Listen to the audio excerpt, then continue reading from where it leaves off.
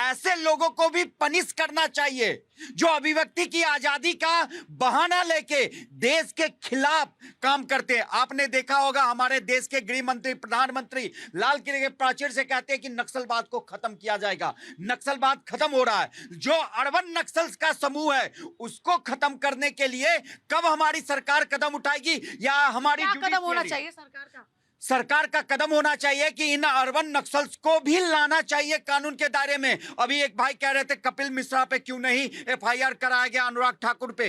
अरे आप बैठे हो, आप देश के सबसे पुरानी पार्टी हो। आपका जब नेता एलओपी कहता है कि प्रधानमंत्री को डंडे से देश का युवा मारेगा, तो क्या वो भाषा असभ्य नहीं है? वो भाषा बहुत शिष्ट है क्या? आप देख लीजिए, राहुल गांधी जी जब भी देश का पार्लियामेंट चलता रहता है बाहर के देशों में चले जाते हैं और वहां पे कैसी बात करते हैं, देश को तोड़ने की बात करते हैं। माननीय सरदार पटेल जी ने 500 से ऊपर रियासतों को इकट्ठा करके भारत का निर्माण कराया आजादी के बाद। और ये राहुल गांधी बाहर जाके क्या कहते हैं कि भारत एक देश नहीं है, ये तो राज्यों का समूह है। आप अंदाजा लगा सकते हैं, जैसे यूरोपियन कंट्री अलग अलग है, उनको यूरोपियन काउंसिल कहा जाता है ना, तो इसका यह मतलब कि तमिलनाडु को अलग कर दो, इसको अलग कर दो, क्योंकि इनकी रोटी अब गल नहीं रही है। ये अर्बन नक्सल्स को हमारे उच्च न्यायालय, हमारे माननीय सर्वोच्च न्यायालय को भी देखना पड़ेगा, क्योंकि अभिव्यक्ति की आजादी, जैसा आपने कोर्ट में कहा है, इस बेल में बोला है कि बेल जो है उसमें सर्टेन रेस्ट्रिक्शन भी देखनी होती है। तो के पास जाते हुए सर आप भी आ गए हैं, जेएनयू की तस्वीरें देखिए एक बार फिर से कल वाली। नहीं, बिल्कुल देखिए। तो क्या आया पहला ख्याल? नहीं, ऐसा नहीं होना चाहिए, लेकिन ये जो जेएनयू एडमिनिस्ट्रेशन है, जो यूनिवर्सिटी चला रहे हैं, वीसी हो गए, बाकी हो गए, ये उनकी भी रिस्पॉन्सिबिलिटी है कि अगर किसी भी संस्था में जो कि सरकार से फंड होती है, मैक्सिमम पैसा जो है वो भारत सरकार का है, क्योंकि सेंट्रल यूनिवर्सिटी है तो भारत सरकार देती है। आज से जो जेएनयू में जब वो टुकड़े टुकड़े के नारे लगे थे है, ऐसा क्या कारण है कि एक बार ये इंसिडेंट पहले हो चुका है, उसके बाद ये दोबारा बार बार क्यों रिपीट हो रहा है? तो ये हमें सोचना पड़ेगा कि ये क्यों रिपीट हो रहा है। कहीं ना कहीं सरकारों की इच्छा शक्ति में कमी है। आज तक भी जो जेएनयू के जो पहला इंसिडेंट जेएनयू के अंदर जब हुआ था, उसके गुनहगारों को आज तक भी कोई सज़ा नहीं दी गई। इसके साथ साथ जो कल का भी, ये जो 2 दिन पहले जो दिल्ली दंगे के अंदर जो जमानत हुई है, इसमें उनका मेन स्टैंड क्या है? वो किस ग्राउंड पे वो बेल मांग रहे थे, जिसमें से 5 को मिल गई। आप 2 को नहीं मिली, लेकिन 5 को मिल भी गई है। तो किस ग्राउंड पे मिली है? कि ट्रायल में देरी हो रही है। ट्रायल जल्दी कराना किसका काम है?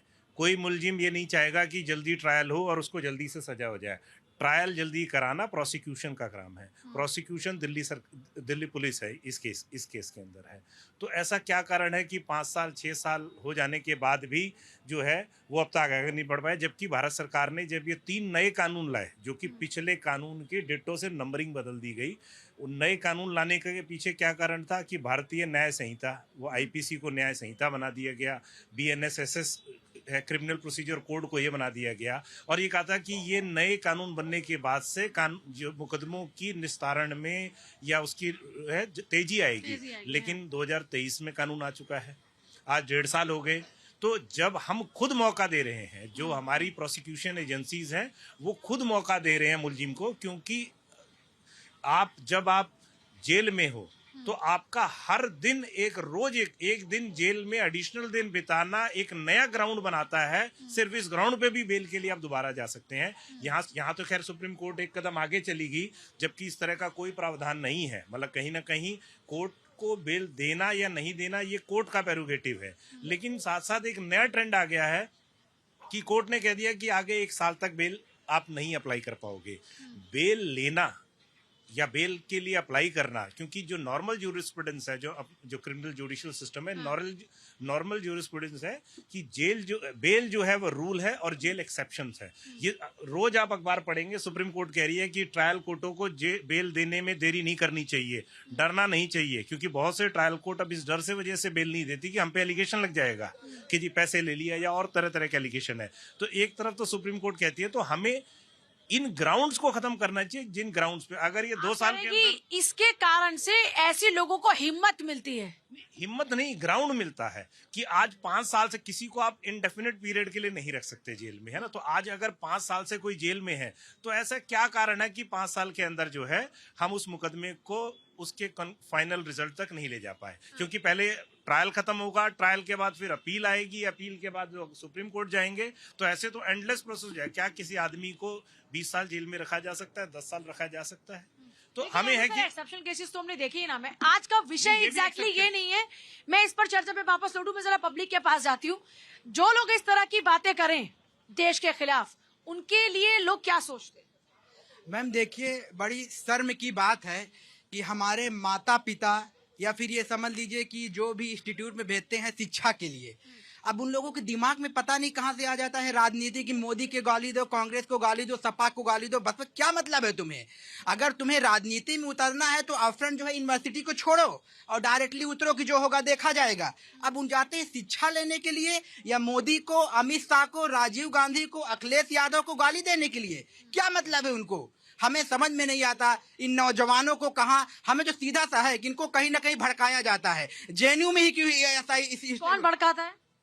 अरे वहाँ का एडमिनिस्ट्रेटर छूट देता होगा मैम। यही बीएचयू में किसी की हिम्मत हो करके दिखाए। बनारस हिंदू यूनिवर्सिटी है, हम कहते हैं अगर मुसलमान की भी खिलाफ करके दिखाएंगे ना तो वहाँ तो जो खत्म कर दिया जाएगा। वहाँ पे होता क्या है, इन लोगों को सह दी जाती है, करो जो होगा समझ लिया जाएगा। जितने भी लड़के वहाँ पे जो है अगर ऐसा दंगा करने की या फिर ऐसा उनकी जबान से इनसे निकला गया था, उनको जो है आउट कर दो यूनिवर्सिटी से। हिम्मत नहीं पड़ेगी, एक एग्जाम्पल सेट किया जाएगा कि 20 लोगों ने किया और 20 लोगों को यूनिवर्सिटी से हटा दिया गया। लेकिन नहीं, अब उनको क्या किया जाएगा? चलो कोई बात नहीं, बच्चे हैं। अरे बच्चा होता है 5 साल का, 6 साल का, 7 साल का, 18 साल के बाद हमारी सरकार भी कहती है कोई बच्चा नहीं है उसको जो है सजा दिया जाएगा। और ये 20-20 साल, 30-30 साल के बच्चों में घोषित कर दिया जाएगा।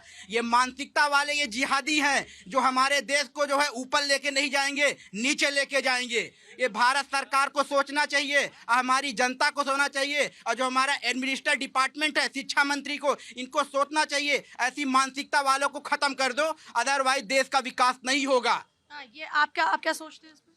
क्या मैम, ये हमें तो सबसे ये लगता है कि जो नारा लगाता है, नारा लगाने से पहले उनको 100 बार सोचना चाहिए कि अगर हम देश के प्रति, कहते हैं अभिव्यक्ति की आजादी है। अभिव्यक्ति की आज़ादी है तो अपने बाप को गाली दे देगा, अपनी माँ को गाली देगा भी सड़क पे, अपनी बहन को गाली देगा कोई? अभिव्यक्ति की आज़ादी है। अभिव्यक्ति मतलब यह है कि हम देश में मतलब बम फोड़ दें, ये अभिव्यक्ति की आज़ादी? हम अपने प्रधानमंत्री को गाली देते हैं? प्रधानमंत्री जी को, गृह मंत्री जी को और कानून मंत्री को ये सख्त ये कानून लाना पड़ेगा कि अगर हमारे देश में चाहे किसी के खिलाफ हो, चाहे प्रधानमंत्री हो या आम जनता के खिलाफ हो, अगर कोई ऐसी अपशब्द बोलता है तो उसके ऊपर ऐसी कार्रवाई हो ताकि वो 100 पुश्तों तक याद रखे। ऐसी सख्त कार्रवाई की जरूरत है। जी जरूरत है। क्या कार्रवाई होनी चाहिए ऐसे लोगों के खिलाफ? नहीं, गलत जो कर रहा है उसके साथ गलत होना, सही होना देश के चाहिए। खिलाफ जो बातें करे, जो देश को बांटने की बातें करे, उनके खिलाफ क्या सोचती है पब्लिक? ये तो सही नहीं है, बहुत गलत है। बहुत गलत है।